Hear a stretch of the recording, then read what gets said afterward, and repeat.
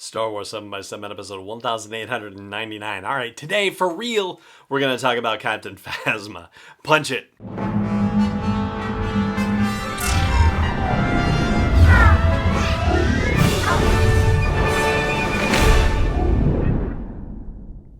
Hey Rebel Rouser, I'm Alan Voivod and this is Star Wars 7 by 7.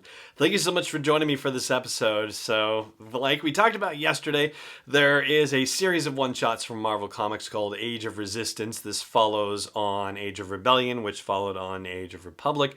But in this particular case, these ones are especially of interest because they are concerning characters that feature prominently in the sequel era movies, and they could provide some insight into what we might encounter in the Rise of Skywalker.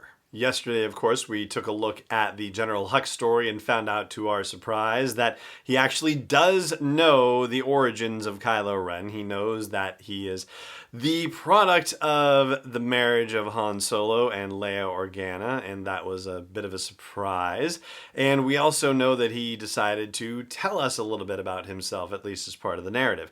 Well, the same thing happens more or less with Captain Phasma, where we get to know a little bit more about how she views herself, and it's through the lens of a mission that takes place also presumably before the events of The Force Awakens and The Last Jedi as well. And I'm saying presumably because, it seemed like it would have been possible for her to die in The Force Awakens, but nope, she actually survived it. And so even though it certainly seemed like she died in The Last Jedi, I guess you could make a case for her possibly surviving that as well. She is not listed in any of the credits for The Rise of Skywalker. Nothing that's been announced by Lucasfilm, nothing on IMDb, which, can be edited by the general public here and there from what I understand. So, yeah, so far we're not hearing about the possibility of any surprise Captain Phasma return for this final movie, but be that as it may, I guess, you kind of always have to open the door to the possibility, because if you didn't see the dead body, then you can't guarantee that the person's dead. A long way of saying, basically, yeah, pretty sure that this story is taking place before The Force Awakens. It takes place, and by the way, we are in spoiler territory for this, so if you don't want it spoiled for you, fair warning. All right.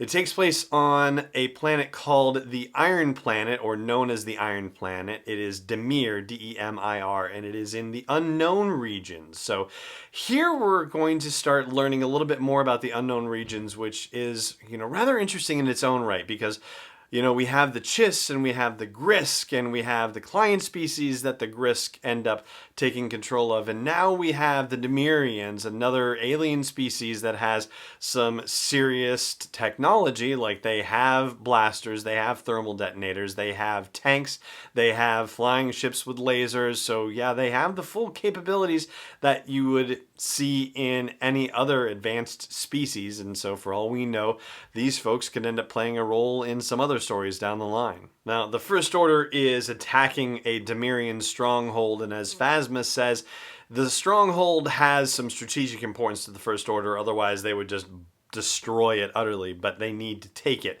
And their first attempt does not go very well. In fact, Phasma herself nearly gets killed, first by one of the Demarians who nearly shoots her, except for another First Order stormtrooper who manages to save her. But at the same time, this other trooper has been carrying a wounded trooper trying to rescue him.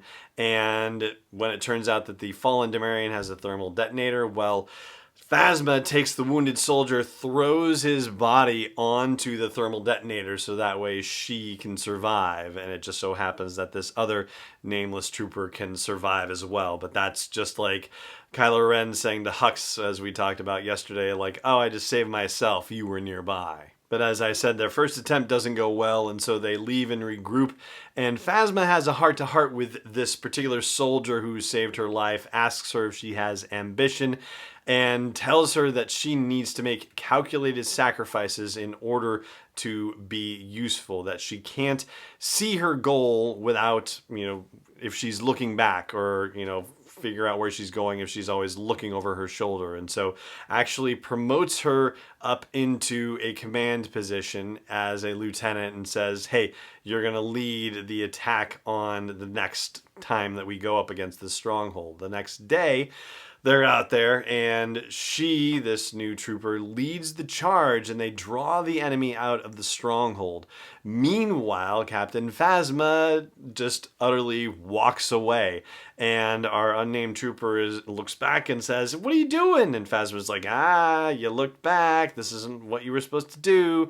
And the whole complaint is about, well, the troops are getting slaughtered because the tanks are rolling out, and they're just completely overwhelmed and outnumbered.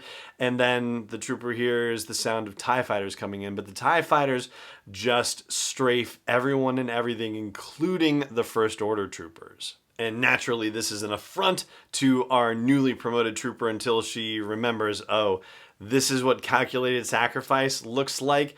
And here's Phasma escaping again.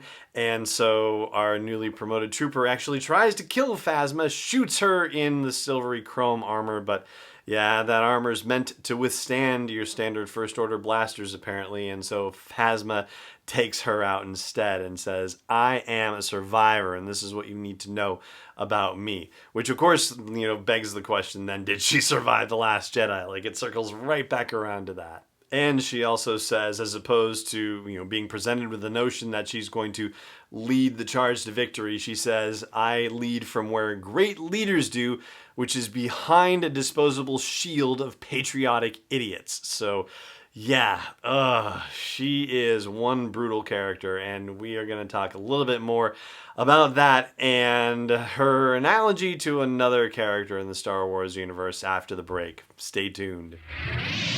This episode is brought to you by Constant Contact, the premier email marketing solution for small businesses and organizations. I've used their service since 2003, and over the past decade and a half, I've watched them evolve, make the product simpler, more powerful, easy to use, and do everything that they can to help train people to use the product more effectively and for it to work with other forms of marketing like social media, for example. So check out sw7x7.com/email to learn more about Constant Contact and start a free trial. Once again, that is sw7x7.com/email for a free trial. Welcome back. So, it seems that our Captain Phasma has turned into the sequel era equivalent to Boba Fett, all right? And they got her arc done in the first two movies instead of the last two movies, right? Because her appearance in the original Force Awakens was brief by comparison, but certainly enough to set off a lot of rumor and craziness about her character and about her backstory, which was then very compellingly filled in the novel Phasma by Delilah S. Dawson that we were talking about just the other day, actually, when we've been talking about the novel Black Spire, so related to that whole conversation, right?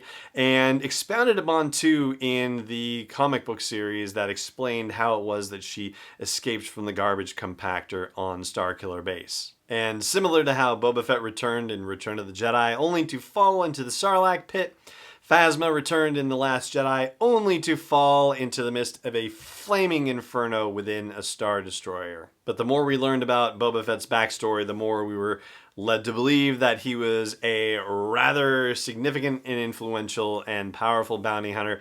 And basically the same thing is happening with Phasma as a significant and powerful force within the First Order too. So Phasma is turning into our Boba Fett.